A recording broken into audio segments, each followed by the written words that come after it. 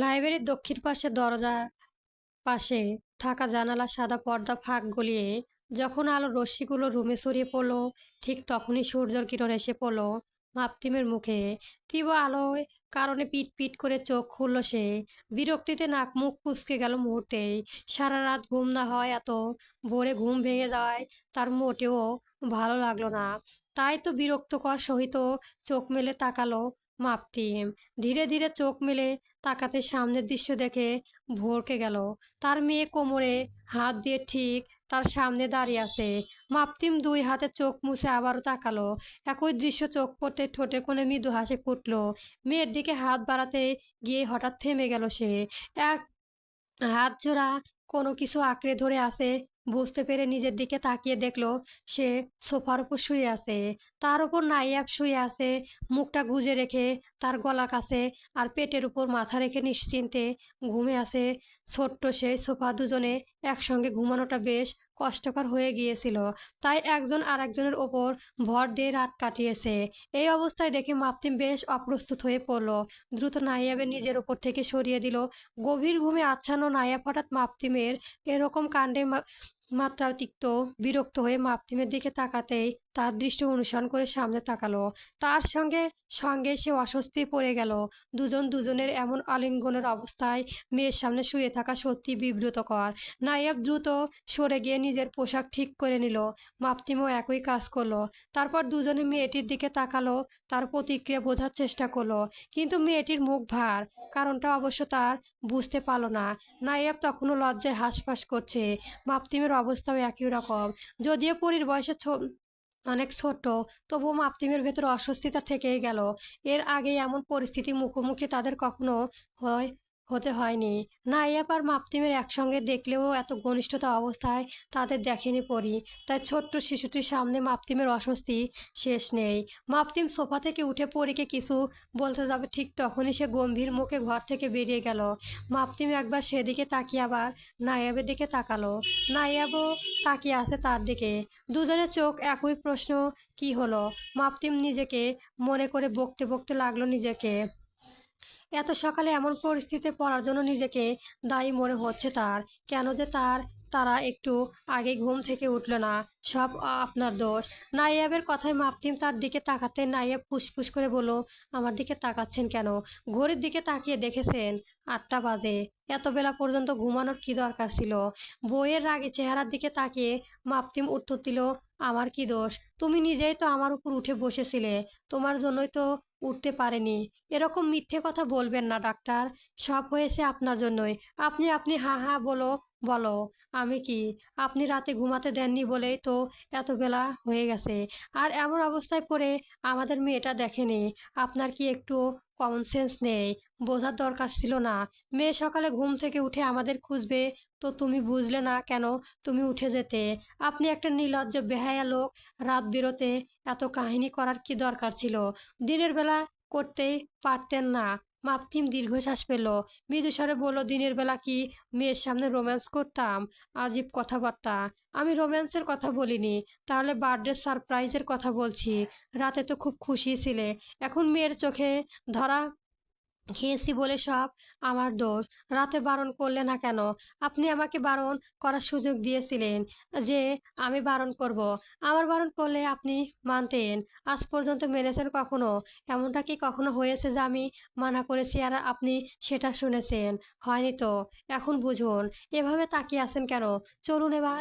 মাপতিম বিছানা থেকে নামতেই নায়াব দ্রুত রুমের বাইরে যাওয়ার জন্য পা বাড়ালো।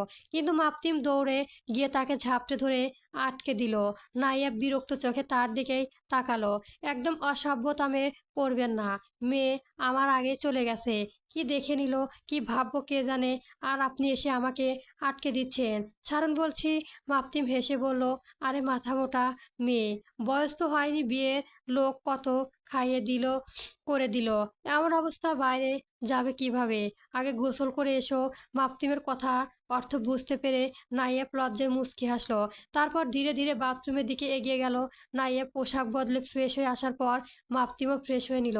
এরপর দুজন একসঙ্গে পরীর কাছে গেল। পরীও তখনও মুখ ফুলিয়ে বিছানায় বসে আছে। সে কারো সঙ্গে কথা বলবে না, এমনকি কারোর দিকে তাকাবেও না। নিজের মতো চুপচাপ বসেছিল। মাপতিম মেয়ের কাণ্ড দেখে তার পাশে গিয়ে বসলো।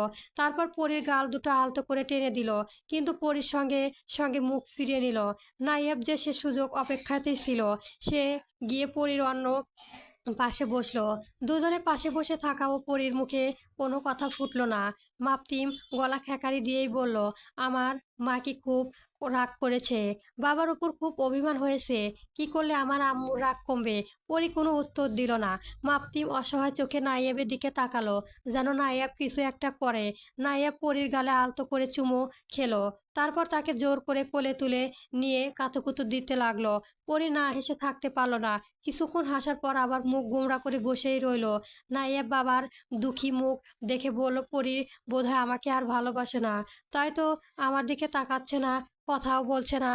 আমার কিন্তু খুব মন খারাপ। তাই আমি ঠিক করেছি আজ আমি এই বাড়ি ছেড়ে চলে যাব। আমার পরিমার মন ভালো হলে তবে ফিরে আসব। মায়ের মুখে এমন কথা শুনে পরী তাড়াতাড়ি তার দিকে তাকালো। ততক্ষণে নাইয়াব উঠে দাঁড়িয়েছিল। রুমের বাইরে যাওয়ার জন্য পা বাড়াতে পরী ছুটে এসে তাকে জড়িয়ে ধরে বলল, না না, তুমি যাবে না। আমি কথা বলবো, তুমি কোথাও যাবে না। মেয়ের রাগ গলে যেতে দেখেই মাপতিমের হাত বাড়িয়ে দিল, কিন্তু পরীর সঙ্গে সঙ্গে মানা করে দিল। সে আরো শক্ত করে নাইয়াবকে জড়িয়ে ধরল। মাপতিম অসহায় মুখে বলল, এটা তো অন্যায় মা। তুমি তোমার আম্মুকে মাফ করে দিলে, কিন্তু আমাকে করলে না। মা বাবা কি সমান সমান নয়? তাহলে আমার সঙ্গে এমন আচরণ কেন? পরীর গম্ভীর মুখে বলল, তুমি পচা কেন? তুমি শুধু আমাকে আদর করে আমাকে আদর করেছো, আমাকে করনি। পরীর কথা শুনে নাইয়াব আর মাপতিম দুজনে অবাক হয়ে গেল। নাইয়াব হেসে ফেলল, আর মাপতিম মেয়ের দিকে তাকিয়ে মৃদু হেসে বলল, তোমাকে তো আমি সব সময় আদর করি। তোমার আম্মুকে দুই একদিন আদর না করলে কি সে থাকবে আমাদের সাথে? থাকবে না তো, অলরেডি রাগ করেছিল। তাই তো আমি রাগ ভাঙানো ওর জন্য অন্য আদর করে দিয়েছি। এতে কি তুমি রাগ করেছো? পরী মাথা নেড়ে না সূচক ভঙ্গি করলো। সঙ্গে সঙ্গে আবার প্রশ্ন করলো, তাহলে আমাকে সঙ্গে নিলে না কেন? এটা ঠিক হয়েছে? মাপতিম পরীর অভিমানে মুখের দিকে তাকিয়ে মৃদু হেসে উত্তর দিল, তুমিও তো ঘুমিয়েছিলে মা, তাই তোমাকে ডাকিনি। কিন্তু সকালে উঠে আমি ঠিক তোমাকে আদর করতাম। দেখো, এবার আমি তোমাকে তোমার আম্মুর চেয়েও বেশি আদর করব।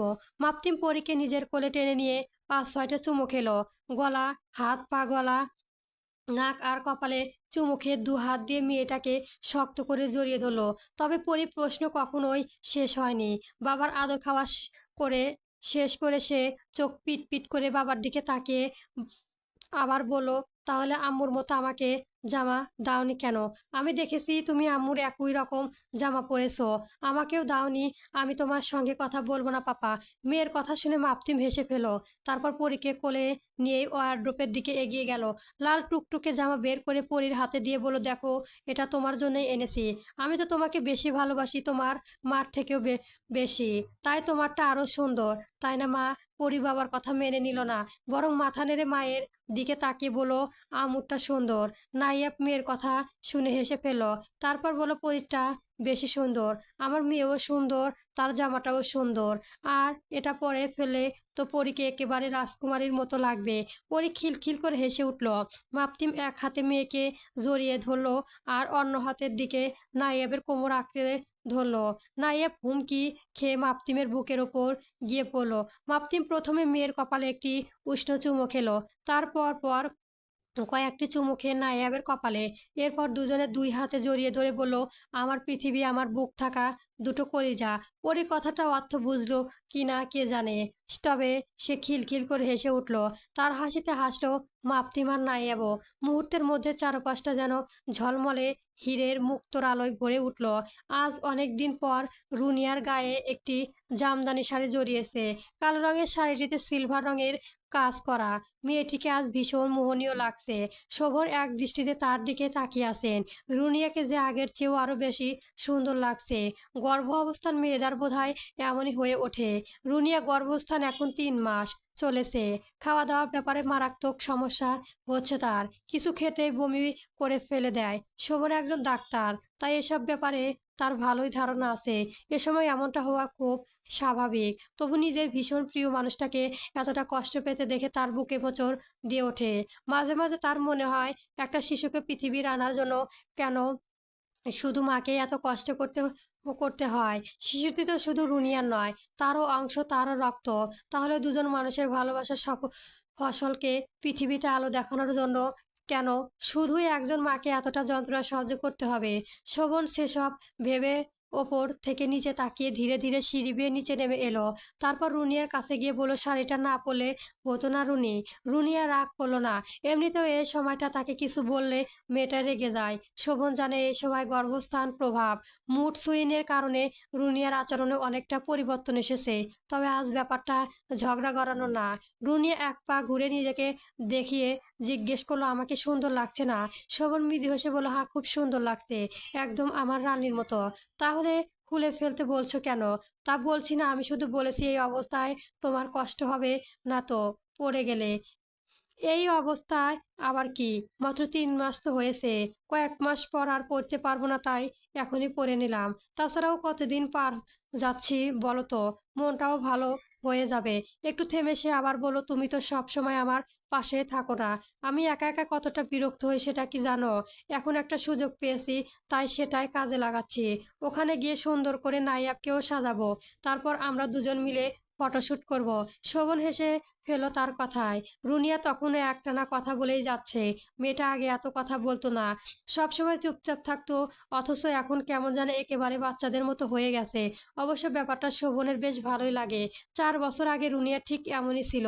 তারপর সময়ের সঙ্গে সঙ্গে অনেক বদলে গেছে। কিন্তু আজ মনে হচ্ছে তার যেন আবার সে ৪ বছর আগের দিনগুলো ফিরে গেছে। এত বছর পরও তারা দুজন ঠিক আগের মতো ছোট্ট ছোট্ট বিষয় নিয়ে আনন্দ খুঁজে নিচ্ছে। শোভন হাসতে হাসতে বাইরের দিকে এগিয়ে গেল। বউকে নিয়ে গাড়িতে উঠে আবারও হাসির ঠাট্টায় মেতে উঠল দুজনে, অথচ হাসাহাসির মধ্যেও আসন্ন বিপদে কথা ভাবতেই পারল না। শোভন বউয়ের হাসির দিকে তাকিয়ে গাড়ি চালিয়ে অন্যমনস্ক হতেই বিকট শব্দে থমকে গেল চারপাশ। বাস্তব শহরে আশেপাশে মানুষগুলো ছুটে আসলো তাদের দিকেই। গল্পটি কেমন হয়েছে অবশ্যই কমেন্ট বক্সে জানাবেন এবং পরবর্তী গল্প পেতে আমার চ্যানেলটি সাবস্ক্রাইব করে রাখবেন। ধন্যবাদ।